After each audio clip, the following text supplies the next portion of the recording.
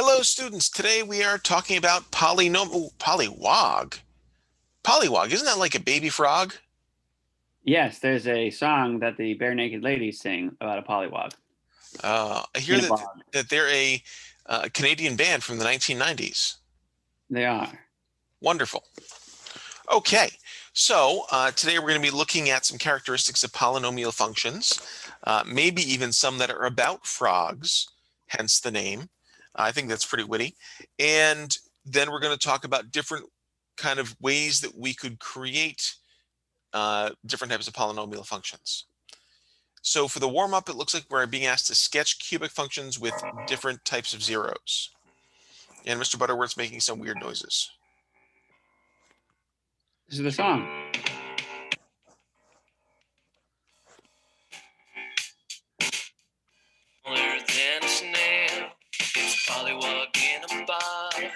See, I wasn't lying. Pollywog Cool. in a bog. All right. So 1 0, 2 0, 3 zeros. Which one are you doing first? 1 0. Is that like a line? Well, we're trying to do a sketch of a cubic function. Oh, darn it. So just as a reminder, cubic functions look something like this. But if they have 1 0, could I do like this? That would make sense. I might also say that something like this would make sense too. Ooh, that's pretty. And it might even do a third one and say that that one would make sense also. That's the one that we started looking at cubics with way back when. Oh. So if we got 2 zeros, that means I got to hit twice. So like 1, 2. I'm going to assume that you're drawing. Okay, there it is. Did that work or did I mess up? That looks okay to me. Because here we have two distinct zeros. One of them is a bouncy thing. And we talked about bounces happening when something specific happens with our equation. And if you recall, that refers to something called multiplicity, that we have two of the same zero. And then for 3, we've seen a lot of those already. So hopefully that's the one that feels the most normal, where we have 3 distinct zeros. And I actually really wish that the word distinct or the word unique had been added to that request instead of just the number of zeros, because this is kind of problematic. Yeah, that made me uncomfortable. That's why I drew it, and then I was like, because that's not technically 2 zeros. That's still 3 zeros. We just have multiplicity to do it that one. Right. So it's distinct zeros, though. So there's that. Oh, we're supposed to do domain and range and zeros. Okay. So domain and range is all real numbers. Okay, I did those. I like it. And then there's a quick note about what are the key characteristics of some of these functions. We've talked about zeros, y-intercepts, x-intercepts. We've talked about max and min values of functions, areas that we are positive or negative on a graph, and areas where the graph is increasing or decreasing. Let's learn about some frogs. I like this. Represents the population of a rare endangered species of frog called the glass frog. That's because they're made of glass, right? Yes. Okay. To better understand the frog's fertilization habits, scientists performed a study and recorded the average number of frog eggs, I'm going to guess, over the span of 44 months. Consider the graph and equation to answer each question. What is the domain and range of this study? Okay. So would I pick like all the numbers 0 to 43, or would I only pick the numbers on months that they actually studied it? That's a really good question. I guess it says of the study. So the domain and range of the study, I just pick all the numbers written down there. That makes sense to me. Would a student be completely wrong if instead of listing each of the numbers separately, they said like 0 to 43? Yes, because they skipped numbers. Like months 10 and 11 and 17 and anywhere 34 to 43. Oh, there's a glass frog. I knew it was going to show up. Yep, that's a glass frog. By the way, this is from animal.howstuffworks.com. And they're called glass frogs because they have skin that you can see through to see their internal organs. Ooh. That's exciting. Okay, so the domain, we would have to write down all those numbers. We're too lazy to do that, but that's what you have to do. And same thing for the range. The range, you would have to write down the distinct numbers we see there. Mm. But then for the function, for part B, the domain, I can write that down. The domain would be all real numbers because it has arrows. And then the range would be, Do you want to say that's like negative 2,500? sounds good, negative 2,500 less than y, that's an x, is less than y. And that's it, because it keeps going, because we got arrows going up. Okay, so you're starting like at the bottom of this graph, and Yeah, we pretend iPad like went to sleep, which 2,500. is why things stopped showing up. Okay, there we go. So you're starting at like the bottom of this graph and then going up from there because you can see the arrows go up. Yes. Cool. And we could find more precisely what that negative 2,500 is, because they did put a function up at the top there. But we don't care that much. Okay. In which month of the study were the most frog eggs observed? That looks like somewhere around month 24. Yes, month 24. And then the fewest, somewhere between 108. Yeah, that's definitely the fewest. So month 7. 7. Minimum and maximum. So 24, 15,966.9, and then 7, 108.4 are the mins and maxes. And then if the study lasted for 50 months, how many frog eggs would there be according to the function? So we would just plug in 50 for x and come up with some number. So if I were doing that in Desmos, and I'm going to start typing this in while you go on the next one, you could literally type in what they have there and get something useful from that, because you don't have to type in all of the pieces separately to plug the number in. Yes. Now, obviously, the flaw in using the Desmos is this is a model for actual data. And if you look at the data, it doesn't follow along that curve perfectly because it's not going to. But it'll get us an idea. I think that this is getting at that'll get us, it will not get us an idea. Well, it'll get us an idea. Sorry, I understand what you're saying. For times when it is relevant, it'll get us an idea. And by times when it is relevant, so we're talking about the times that are within the study. Yes, within the study, because I'm going to guess based on what the graph looks like, that when you plug in 50, you're going to get a ginormous number. Like way bigger than anything you got. Yeah, and we do. And then what do you get? 61,000. See, that arrow keeps going up. And so it's the model predicts that we keep going, but obviously in the curve of this frog situation, that would just keep bouncing around, and it would come back down. It would not keep going up. So 61,000 is what we got for D. For part E, it says how many frog eggs appeared between the months 35 and 40. I would go with 0. Based on the graph. Yeah, that makes sense. Or I can't have negative.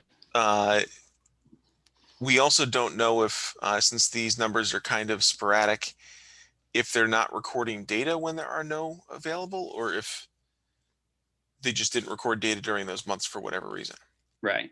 And then I like the next one. In which months of the study were approximately 4,800 frog eggs observed? So we could kind of draw a line across right at the top there. And by the top, I mean right below 5,000. So that would be roughly 4,800. And then we could look at the data to be sure. So somewhere around the 12th month and the 43rd month are the closest ones to it. Yeah, and I'd even say that the one in the 3rd-ish month. The 3rd month? Oh, like between the 2nd and 3rd? That's interesting. So there's a data point on here that doesn't show up in the table. No, that's that's 0, 1, 2. So that's 2. Oh, that's supposed to be, so the 5,000 line is off, is the issue. Oh, yeah. That's interesting.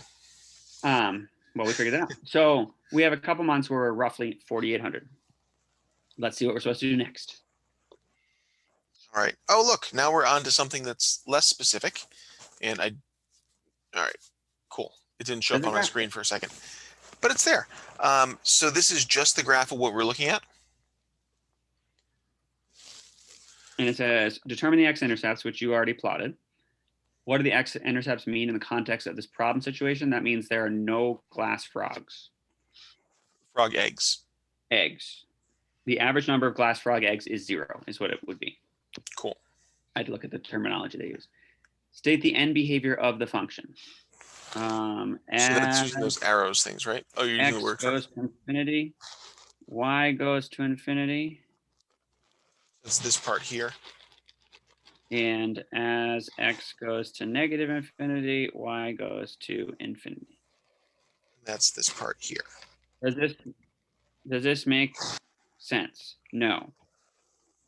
The frog eggs will not go, the average number of frog eggs will not go to infinity as we go forward.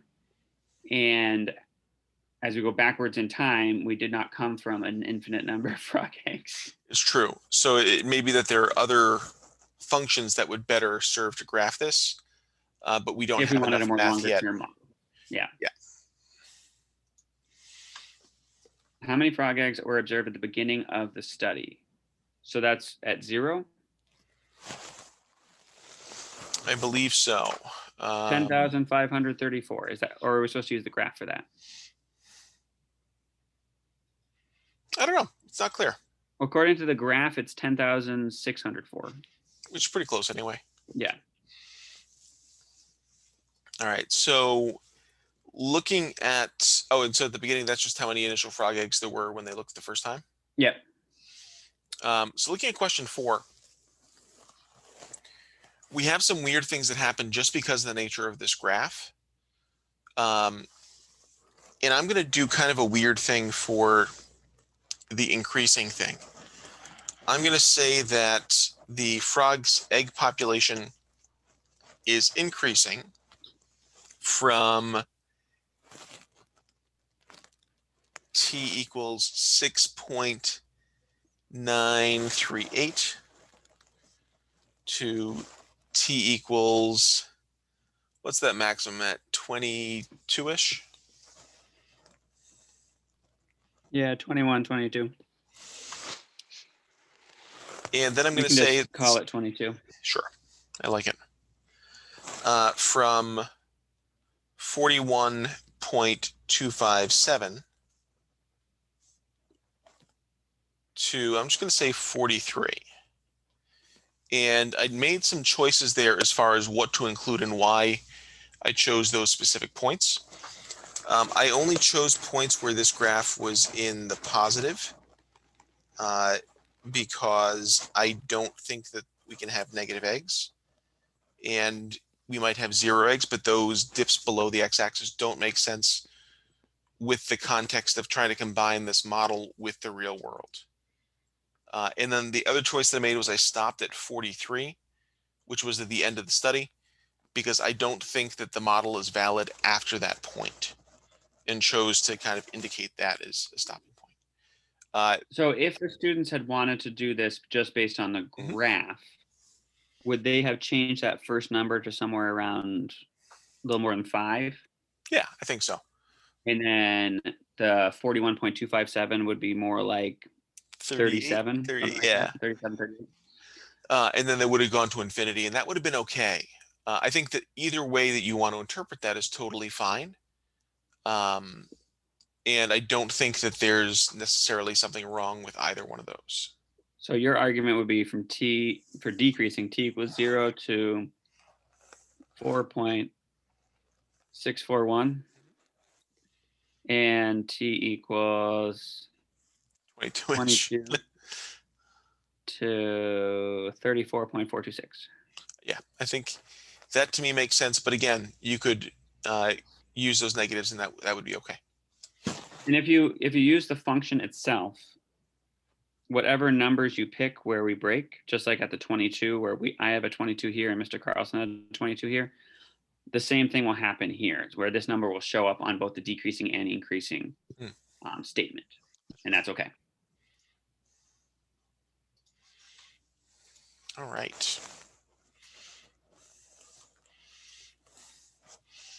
All right, so we've got to now identify some max and min values.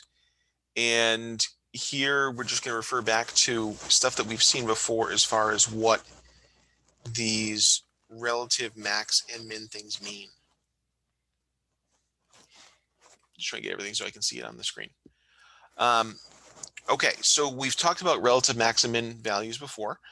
They're places on our graph where we've reached the highest in its local area.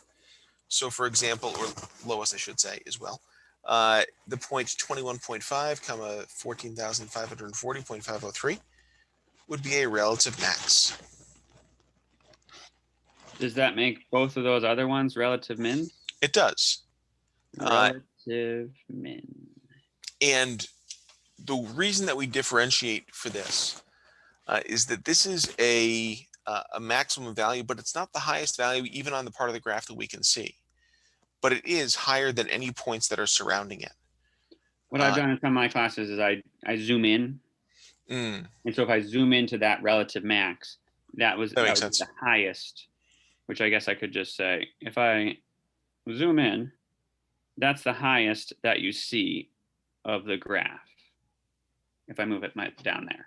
So that's why that's a max.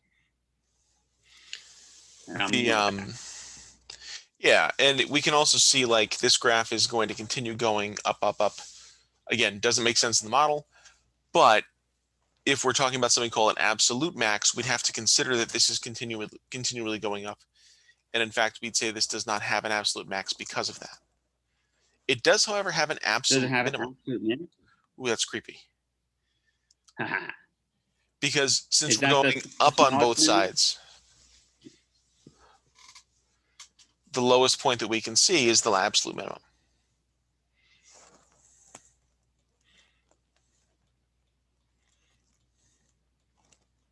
But there's no absolute max based on the graph. There's no absolute max based on the graph. Based on the data, there was an absolute max though, right? There was a highest number from the data, yes. Which would be the numerical interpretation of absolute max. Getting all fancy. Okay. This looks like a something that you can cut and paste things to try to make some sense of this. Yes, that's going to be something they might do if we can figure out how to Desmos it. Yeah, I was just thinking about that. I bet we can find a way to make this work. Yep. Even in Jamboard, we can probably find a way to make it work. That's true. All right, and these are the things you're going to be trying to make with your cutout pieces. And then this is the goal to get from those cutout pieces. So they've identified kind of the cubics version of this. And your goal is to try to make quartix, that's x to the fourth, and quintix, that's x to the fifth, graphs that use the pieces that you're given for whatever media that ends up taking, and trying to figure out all of these possible things.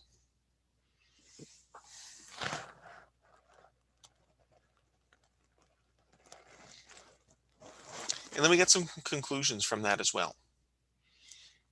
And I think the conclusions that might be good for us to talk about. I think so too. So what conclusions can you make about the domain and range of all even polynomial functions? So an even polynomial function, you should figure out, has very specific behavior. Mr. Carlson just referred to it in our previous example.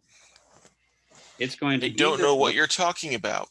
See, told you. It's either going to look like this or like this. And if you think of quadratics, the concave up versus concave down, that's kind of what they all look like. Mm-hmm. So the domain is going to be all real numbers. And that's spoiler because alert, the arrows that go this way. Yeah.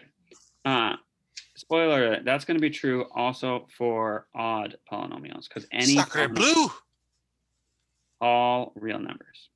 Because we can put in any x value is basically what that means. There's no x value I can't put in and get a y value. Now the range, however, for even functions, the range is some portion of the real numbers. So it's either going to be y is greater than some number or y is less than some number, depending on what the function looks like. And we just saw some graphs that kind of look like that. Like the one we were looking at was like a W, so it had a lowest point. And if we had, I don't know, I'll make a quartic, it might look like this, and we have the highest point. But with the odd functions, you're going to look like this, and so your domain, your range is going to be all real numbers also. So the range is also all real numbers because it goes up and down. You could also go the other way. So that's like that. Yeah, exactly. Or the other way. For those of you who are in my class with Mr. Powers, you should ask him to do his dance. Oh, yes, the polynomial dance. I love it. I think Mr. Powers should record that, and we should put it on the YouTube. Oh, that would be great. I'd like that. All right. An odd degree function blank has an absolute extrema. So we have some pretty good pictures of these now. Let's say, based on those pictures, I know what I would pick. I do too, because it looks like things are happening on both sides that are going up and down too. So can I say never? I would say never. Love it. An even degree function blank has an absolute extrema. Well, because of my range that I picked earlier, that meant it always had a highest or a lowest. And I guess this should have been greater than or equal to, less than or equal to. So always has an absolute extrema. It doesn't always have a max. It doesn't always have a min, but it always has to have one of them. All right, and then the last one, it always has 3 or more relative extrema. I'm just going to make some even functions and just kind of go up by degree and see what happens. Because the ones that we've talked about so far, a parabola does not have 3 or more. We said we had a quartic, so that's like a W. That one has 3. And I'm pretty confident that I can say just from those two that it will sometimes have more than 3 or more relative extrema. Now, can you say sometimes because you gave one example where it didn't and one example where it does, so we're done? I would say yes. Got it. And with the odd, we could have, because we said never, we had to show that it was true for all of them. And for even, it was always, we have to show true for all of them. But if it's sometimes, we can show one case for each, then we're good. Yep. That was a good logic discussion. I love it. Determine whether the A value is positive or negative. Well, this graph looks like it starts this way and ends this way. So that looks like a cubic-like function when we had a positive A value. So I'm going to say positive. And one of the hints that I really like looking at is that the end behavior on the right gives us a really good clue for that. So we're going up and to the right, probably going to be a positive thing. And you made it a little more obvious if we're going to the right because of the scale of it. It's harder to tell we're going to the right. That was a really steep graph, so I want to make sure that I kind of exaggerated that. Got it. And then we've already even talked about that. Yeah, we said odd because I already said odd. And that comes from one's down, one's up. So those are opposite directions. So is this function cubic? We've got a lot of arguments for why this would not be cubic. One of it, which, and maybe the simplest, is that we know the cubic shape, and this is not that shape. Another thing we could do that would be a little more mathematical would be to count the x-intercepts. So we've got 1, 2, 3, 4, one of which is a bound. So we've talked about what that means. But if we have 4 x-intercepts, we know cubics have 3, or have 3 zeros and maybe 3 x-intercepts. That eliminates this from being a cubic already. So that's a giant nope. State the domain. We've already talked about that. It's all real numbers. I'm going to get fancy on them, Mr. Carlson. Ooh. That's right. the R with an extra bar means all real numbers. And it's funny because in the way that you wrote that, you can almost see that you could put an A there for all reals. Huh. That's kind of fun. And then range, same idea. It's all real numbers. Hey, we talked about that on the previous page too. We did. All right, determine the number of relative extrema in this graph. I feel like we could just count those. I got 4. 1, 2, 3, 4. I agree. And then absolute extrema. Didn't we already say that they didn't have them? Yep. All right, now we got increasing and decreasing. So I'm going to call this negative 1.5, this 1, this 0.5, and this 2.25.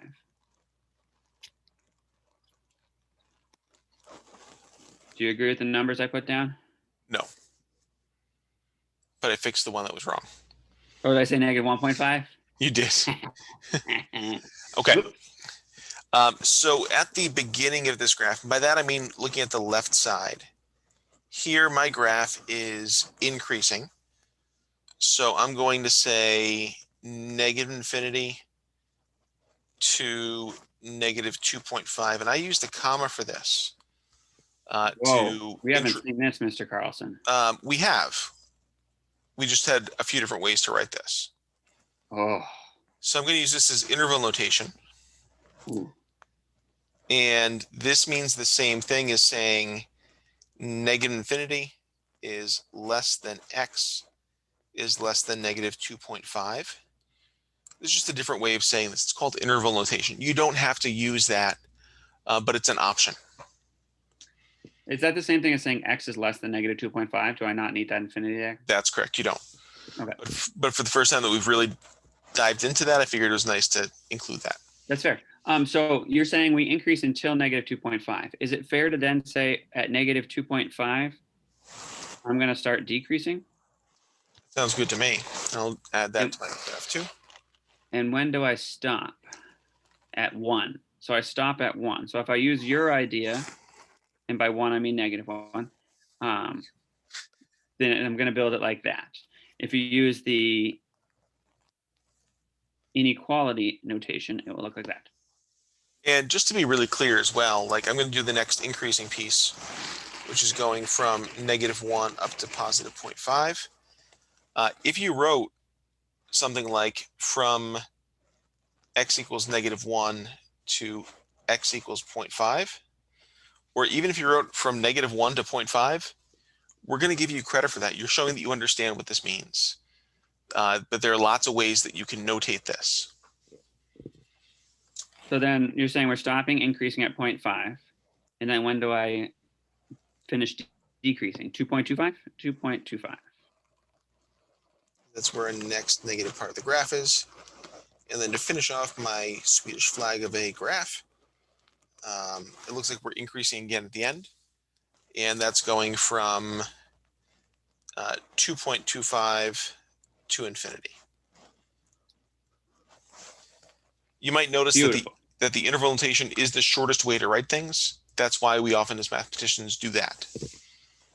It is confusing, however, because it looks like coordinates, and that can be a mess.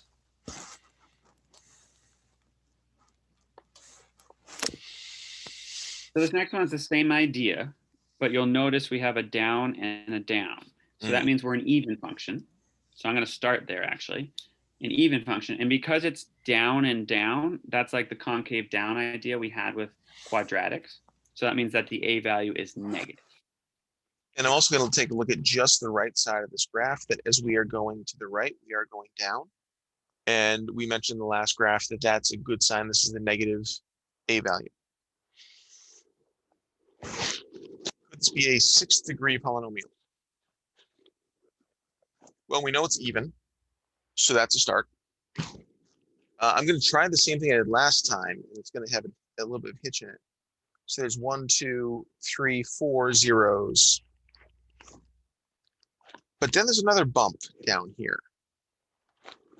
And I'd like you to recall that when we had parabolas that were a bump below or above the x-axis, those still had zeros that were part of this function. They just were not also x-intercepts. And the same thing is going to be true every time we have these turning points that don't end up giving any x-intercepts. There are going to be some imaginary things happening here. And specifically, whenever we have a bump like this, there would be two, I'm just going to put two imaginary, I'm going to run out of space, zeros. Can you tell from the graph what those imaginary zeros are going to be? I cannot. It may be that someone who has more knowledge than I could, but I'm not able to do that. And you will not be expected to do that. Okay. But it could be a 6th degree. But it could be a 6th degree because now I'm counting 1, 2, 3, 4, and then 2 that are imaginary. Got it.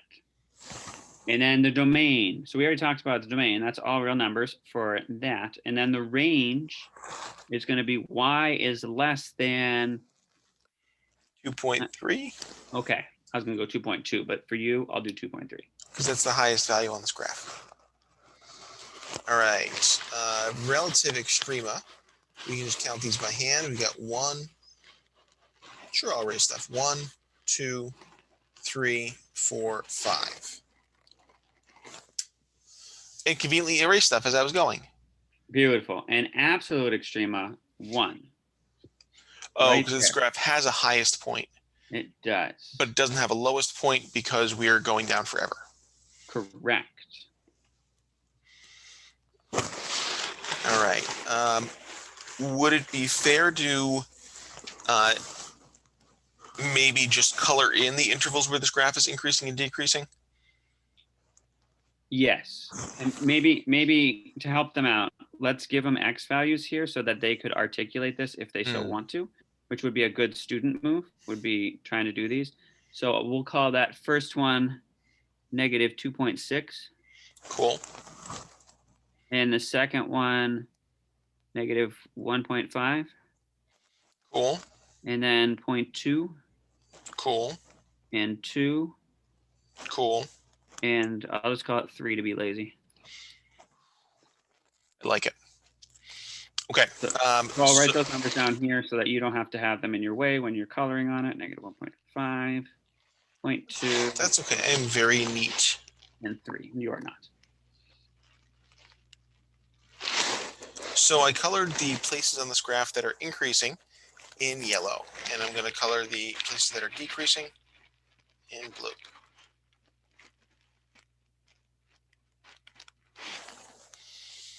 And I think that that's a good practice to describe those intervals on your own using whatever notation or words you would like. All right, so this is going to be where we kind of put these things together. And we take kind of the studying that we did, and by studying I mean kind of messing around, seeing what happened. And to that, we're going to build some functions.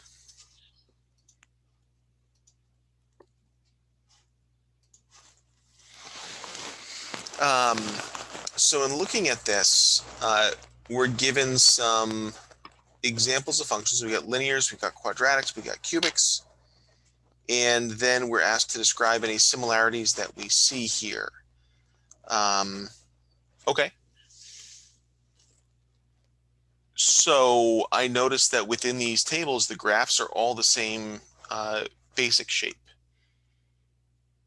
What do you mean within the tables? So like within the linear table, I only have one type of graph, and that's a linear graph. Within the quadratic table, I only have parabolas. And within the cubic table, I only have those cubic shaped graphs. I feel like that wasn't a really helpful thing to notice. I noticed that 1, 2, 3, 4, 5, 6, 7 of them hit the x-axis. Only 1 does not. And that's this one here. So I feel like maybe that's saying that if you don't hit the x-axis, you only have that type of zero. That does seem possible. Okay. I noticed that when it says real distinct, Mm-hmm. That's the same number as the degree. Oh, okay.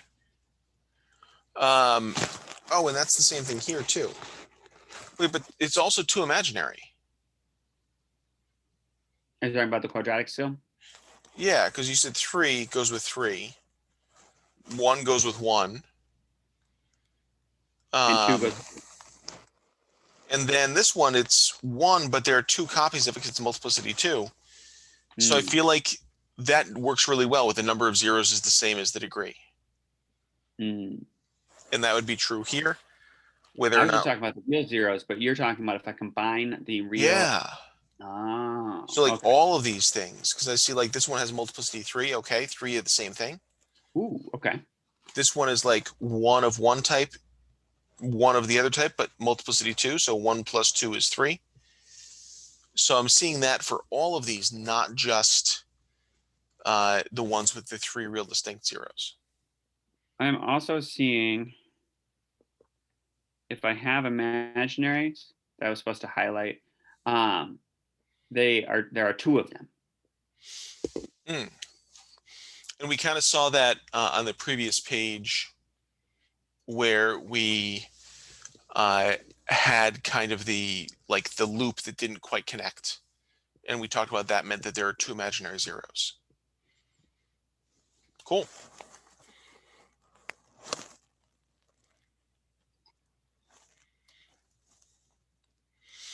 Oh man, here we're being asked to do the same thing, but with quartic and quintic functions. So would it be a good student move for the kids right now? I like how we were fighting over where that was going to Ah, go. To get out their workbook and attempt this. I think that'd be an awesome move. And maybe pause the video Yeah, and and we'll do it, and we'll kind of quickly talk through it. But if you can do it right now, that's going to show that you have understanding. okay, welcome back. We're glad that you paused and did this on your own.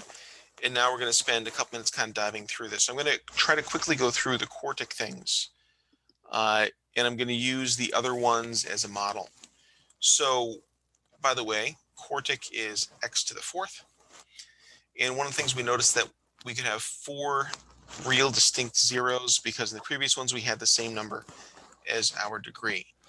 And this could look something like this, where I'd go through the x-axis 4 times, assuming that that x-axis was continued and not just this micrograph that can't actually draw anything on. The second one we had was a real 0, but with multiplicity, whatever the degree was. In this case, that's going to be 4. So it would bounce off the graph and look more or less like a parabola, but be a little bit flatter on the bottom. If you remember, I think that was It's So Odd I Can't Even, that we talked about that in. Yep. Then we had the idea where we have 1 real 0 with multiplicity 1 and another real 0 with multiplicity. And here, if I have 1 that has 1, I have 3 left over. So we're going to have multiplicity 3. That would look something like this, where I'm going through. We have what I call a hesitation, and then we continue onwards. That looks kind of like a cubic with that hesitation that you just said. Yeah, it does. So sometimes we describe that as cubic behavior at the x-axis. For the next one, we've got 1 real 0 with multiplicity 2 at the bottom. I know I need 4, and if I have 2 that have multiplicity 1, that'll give me 2 plus 2 is 4. That might be something like this, where I go through, I bounce, and I go through again. I could also have 2 real that each have multiplicity 2. Again, I want to make sure this gets to 4. And that would bounce and then bounce again. For this one, we could also have only imaginary zeros. So like the quadratic, but this time we have 4 as our degree, and that would be one that does not touch the x-axis at all. We could have 2 real distinct, and if we have 2, that leaves 2 to be imaginary. So that'd be like, okay, I'm going through, I don't touch, and I'm going through again. There are a couple different ways that I could draw that. And then we could have 1 real, and we'll say this has multiplicity 2 and 2 imaginary. So we get the 2 and 2 to get 4. And that one might look like this, where we bounce off and then don't ever come back. And so I started taking your idea. So it's quintics, so we got to have 5. So what my choices were 5 real distinct zeros, 1 real 0, multiplicity 5. And then I said 1 real, multiplicity 2, so I said 3. 3 real, 2 imaginary. So I kind of started that with that idea. So with the 5, 1, 2, 3, 4, 5. And 1 real, multiplicity 5. So that'd be like super flat, right? Yeah. Right in the middle. Pretend I actually hit the axis there. That's what I meant. 3 real distinct, and then 1 real, multiplicity 2. So 1, 2, 3, and then I need to bounce. I don't like their graphs. They're so small, so I'm going Oh, to they're awful. be bouncing back and forth here. In the And workbook, then they're not bad because each of these is a full page.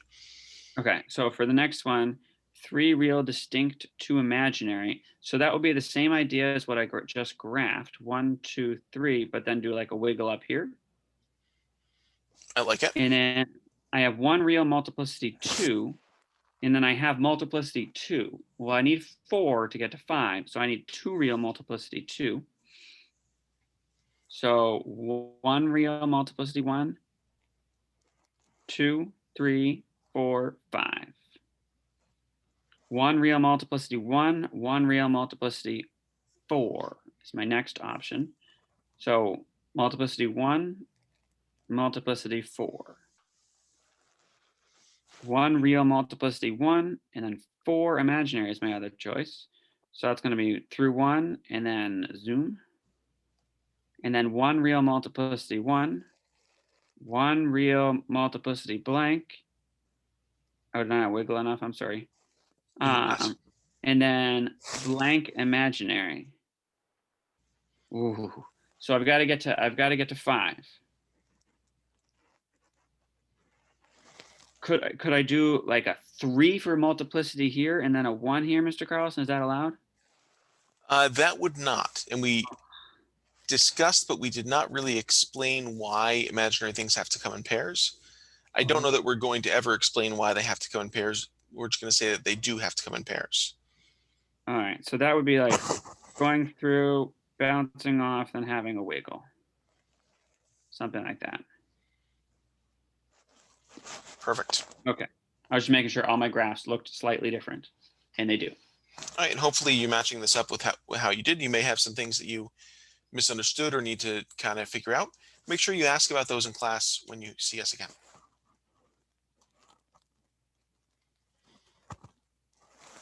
All right, and here we're trying to sketch things that have certain characteristics based on what we had previously. Okay. I love these questions, Mr. Carlson. I do love too. them. So I'm going to kind of go piece by piece through this and see what I can make sense here. So degree 4, I know probably is going to look something like this or something like this. There are some variations that we could see, but probably going to be one of those. Hey, they have a full sheet of examples of what these things could look like that they just did. They do. That's helpful. It has an a value less than 0. Okay, we talked about that. That means we have a down graph. Has a relative maximum at x equals -4. So I'm just going to arbitrarily put a point at x equals -4 and put it pretty high on here. It has an absolute maximum at x equals 3. So I have to go even higher on that one. I did not have to choose those specific values. I just chose 2 points that would fit that. And if they're a relative maximum, I'm probably going to be going down a little bit on either side of those. That gives me a pretty good idea of the shape of this graph. If I want one that looks like this and has those points, it's probably going to keep going down. Probably going to have some kind of a dip here and then keep going down. That looks beautiful, Mr. Carlson. I think so. All right. And I'm the artist. That's true. The next one, I only have 3 things. You had 4. Always increasing. Y-intercept at 5. So I better graph that. 5. And then x-intercept at -1.7. As always, I hate their graphs. And then always, okay. I made a line. Oh, I like it. I like that one a Could I lot. have made like I could have made like a cubic there. I could have done some other things, but I picked that.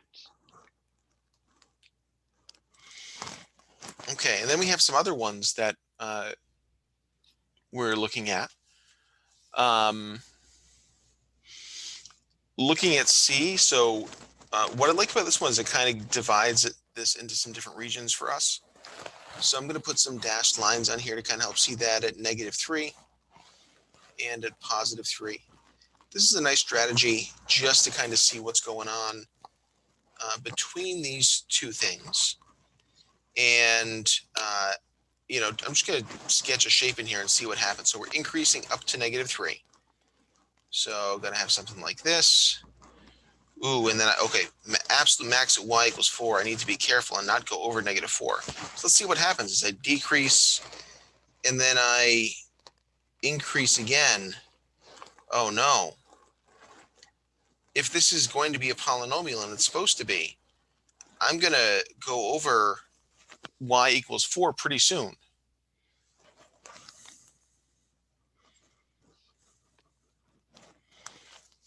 This is one that you cannot do.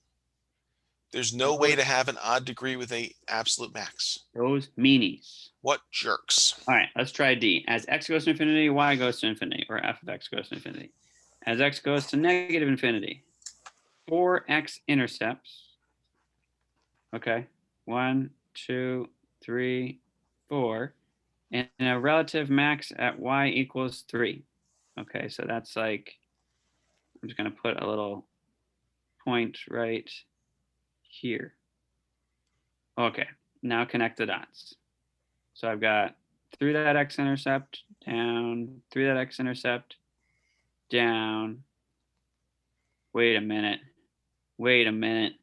I got to bounce there in order to get back. They didn't say I couldn't, so I'm going to do it. Boom. I did it, Mr. Carlson. I like it. They threw a little curveball in there with the 4x intercepts. Oof, they sure did. But I needed to bounce. Then I started to fill out the stuff for the next one. I put my x-intercepts on there. Between these two pieces, I found out this has a degree of 2 and a -a value, so it's a down parabola.